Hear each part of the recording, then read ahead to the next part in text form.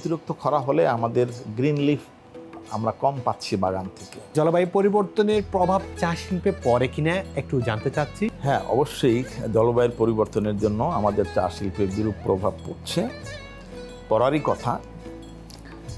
যদি আমি একটু ডিটেলসে বলতে চাই, অতিরিক্ত খরা হলে আমাদের গ্রিন লিফ আমরা কম পাচ্ছি বাগান থেকে। গ্রিন লিফ যত কম পাবো, আমরা ফ্যাক্টরিতে র মেটেরিয়াল তত কম দিতে পারছি, বাগানের মালিকরা আলটিমেটলি প্রোডাকশন কম পাচ্ছে, মূল কাঁচামালই আমরা কম পাচ্ছি অতিরিক্ত খরার জন্য। তো অবশ্যই বিরূপ প্রভাব পড়ছে জলবায়ুর জন্য। সেসব লাঘবে বাংলাদেশ চা বোর্ড কি করছে এখন বর্তমানে?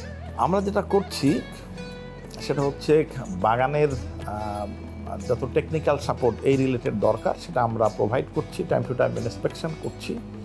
স্প্রিংকলার ইরিগেশন নামে যে স্প্রিংকলার ইরিগেশন এবং মালচিং, এটা কাজ হচ্ছে মানে এমনভাবে ইরিগেশনটা করা যাতে ঘুরে ঘুরে পুরো বাগানে পানিটা দিতে পারে।